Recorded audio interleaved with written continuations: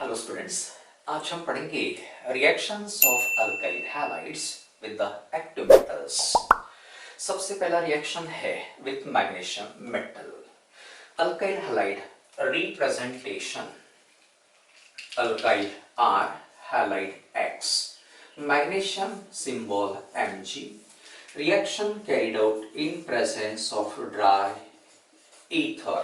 Dry means water free रहेगा।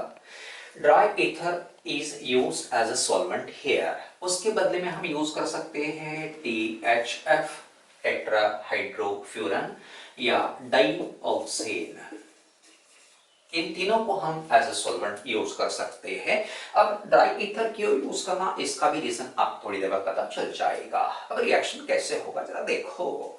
R मतलब यहाँ कार्बन रहेगा।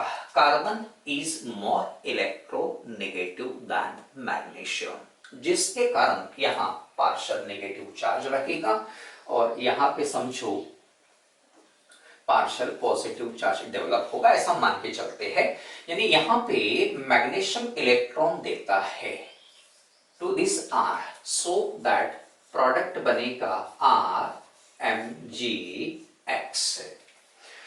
कार्बन ज्यादा इलेक्ट्रोनेगेटिव होता है than metal, metal less electronegative, जिसके कारण मैग्नीशियम इलेक्ट्रॉन देगा किसको, R को या कार्बन को। नया कंपाउंड बनेगा RMgX। कैसे पढ़ना, R अल्काइल, Mg मैग्नीशियम और X मींस हैलाइड रहेगा, जिसको ही हम पढ़ते हैं, नाम दिया जिसको ग्रिग्नार्ड्स रिएजेंट।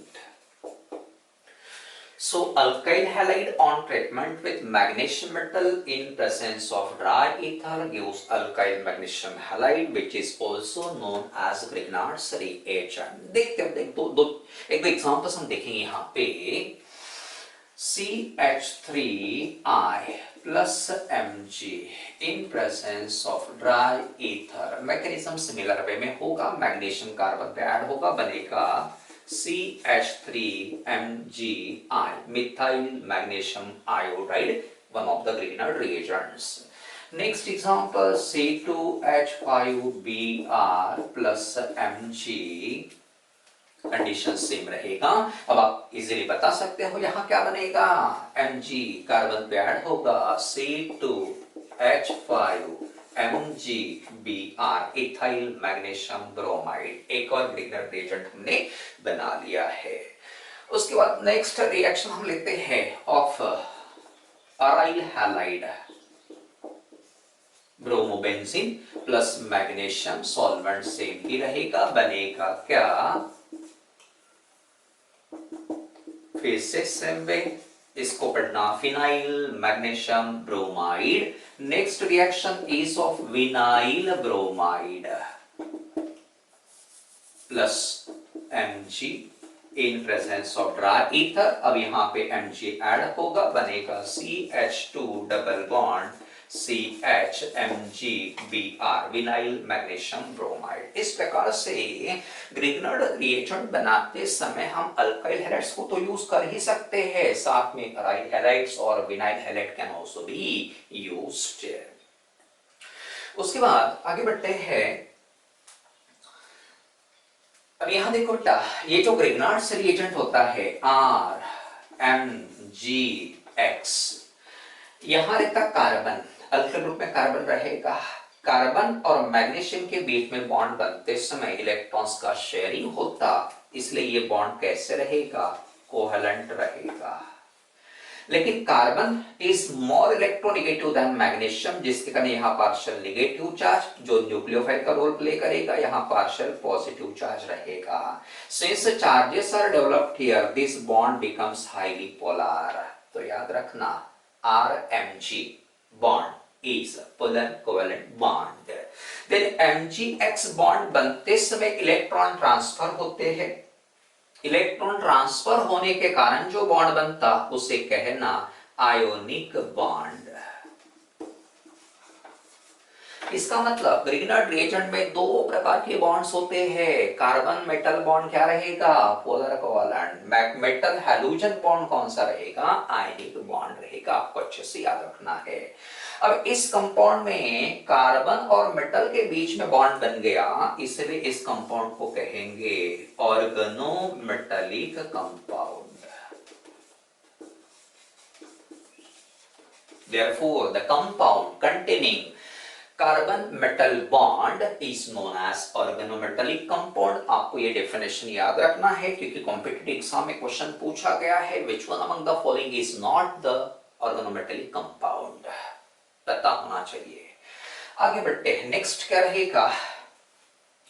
अब ये जो है ग्रिग्नर्स रिएजेंट बेस्ट कौन सा, हाउ टू डिसाइड। कई प्रकार के ग्रिग्नर हम बना सकते हैं, methyl magnesium iodide, ethyl magnesium bromide, n propyl magnesium chloride etcetera. इनमें से बेस्ट कौन सा रहेगा, तो बेस्ट ग्रिग्नर रिएजेंट सिलेक्ट करते समय हमें दो फैक्टर्स पे ध्यान देना पड़ेगा। पहला रहेगा अल्काइल ग्रुप, दूसरा रहेगा हैलोजन एटम।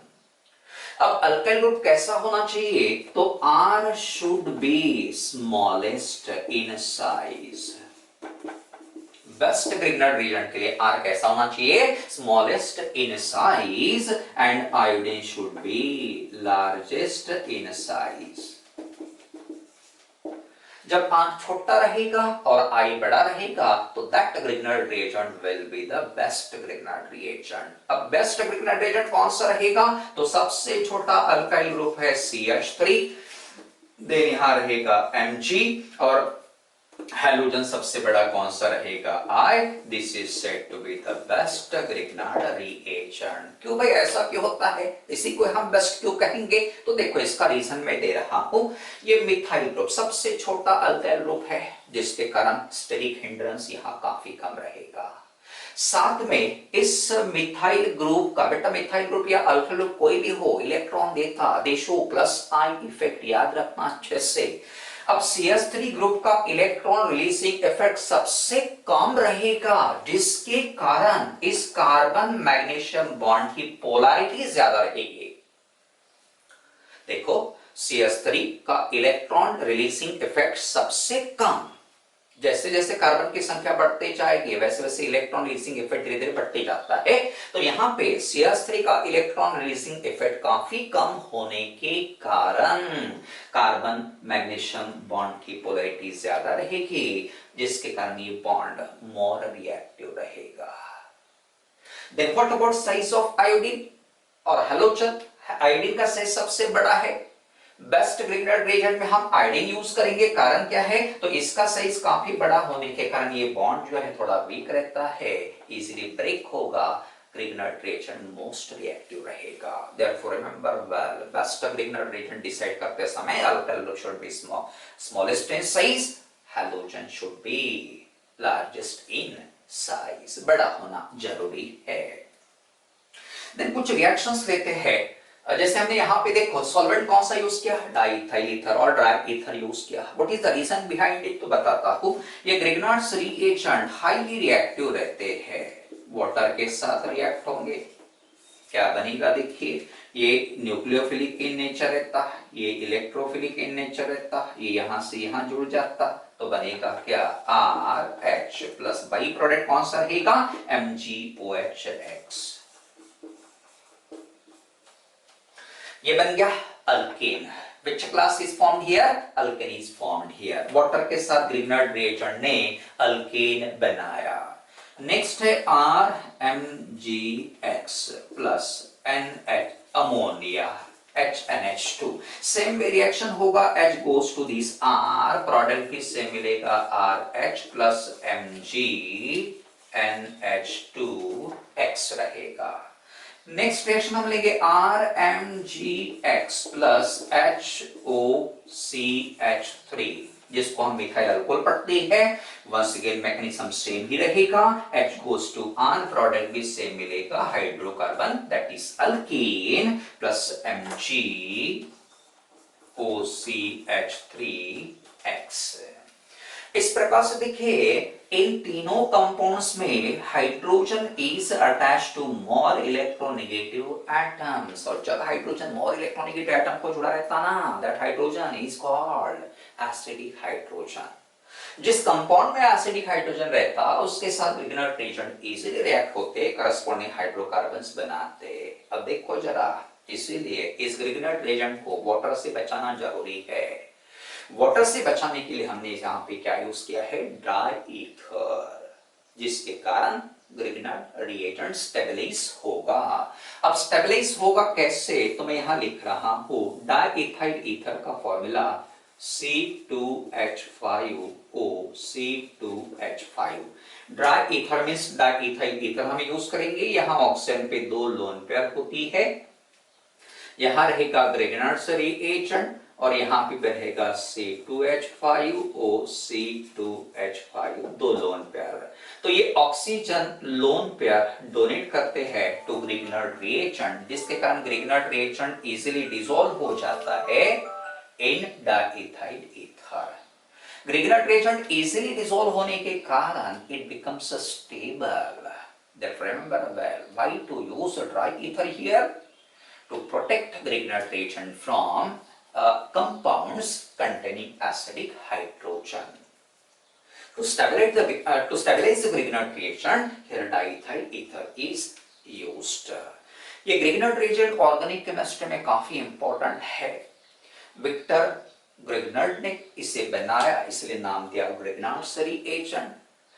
क्यों इंपॉर्टेंट है? Because it is used to prepare large number of organic compounds like primary alcohols, secondary alcohols, tertiary alcohols, carboxylic acids, alkanes, ketones, etc. इसलिए जैसे ही ग्रिग्नार्ड रिएजेंट बनाया ग्रिग्नार्ड ने, he won the Nobel Prize. Nobel Prize से इन्हें सम्मानित किया गया। तो इस प्रकार से ये रहेगा reaction of alkyl halide with magnesium metal. Next class में हम पढ़ेंगे reaction of alkyl halide with sodium metal. Thank you.